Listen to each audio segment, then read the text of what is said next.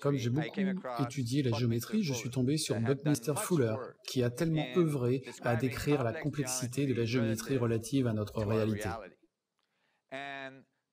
Et Buckminster Fuller a été amené à conclure que l'épure fondamentale de l'univers était ce qu'il a appelé l'unité de mesure vectorielle isotrope, ou 4 unités de fréquence vectorielle isotrope. Il y a 20 tétraèdres dans les 4 unités de fréquence vectorielle isotrope. 10 à la base, 6 au milieu, 3 au troisième niveau et 1 au sommet. Et le tout réuni forme un plus grand tétraèdre. Ce qui m'a intéressé était l'espace négatif. J'ai voulu connaître ce qui se trouve entre les tétraèdres. Quand vous mettez les tétraèdres bord à bord, ou à la limite de l'arête, vous obtenez des octaèdres. Entre les octaèdres se trouvent les bases des pyramides, mettant l'accent sur le mot pyramide. Quand j'ai regardé l'espace négatif, j'ai constaté qu'il y avait un autre ensemble de tétraèdes qui était comme le négatif de l'espace négatif, et ces tétraèdes au milieu ont été renversés et tournés à 180 degrés. Je ne savais pas ce qu'ils faisaient là. C'était comme s'il y avait une asymétrie dans l'unité de mesure vectorielle isotrope.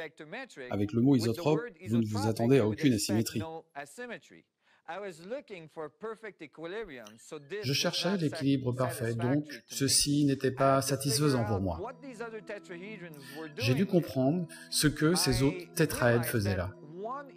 Je me suis rendu compte qu'un vecteur isotrope ne pouvait pas être seul. Il devait être polarisé. Et donc, j'en ai empilé 2 les uns sur les autres. Cependant, maintenant, j'avais un autre problème. Les 2, les uns sur les autres, ne formaient pas une sphère. Ils formaient un œuf. Et le concept que j'avais développé était que les tétraèdes formaient une sphère qui divise la frontière de l'infiniment grand à l'infiniment petit. Donc je ne savais plus quoi faire. Ça ressemblait au problème de l'œuf et de la poule.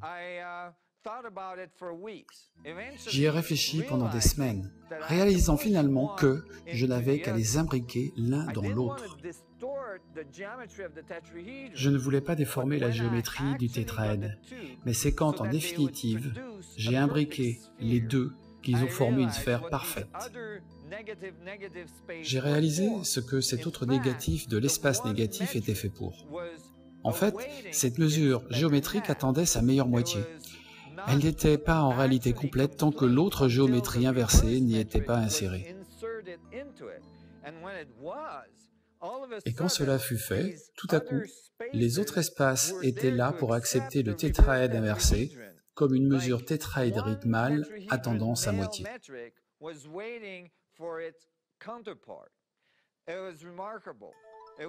C'était remarquable. C'étaient des polarités s'agrégeant ensemble pour produire la sphère parfaite. Et j'ai regardé quelle géométrie a été produite au milieu. Aucun tétraède n'a été déformé, et la géométrie résultante au centre est un cuboctaèdre. Pourquoi un cuboctaèdre est-il important? Parce que Buckminster Fuller a inventé que l'équilibre vectoriel est la seule géométrie ayant un équilibre parfait dans toutes les possibilités vectorielles. Et c'est exactement ce que je recherchais. Des polarités se combinant ensemble pour produire la singularité, pour produire l'équilibre parfait en son centre. J'ai pensé que ceci doit être la géométrie du vide.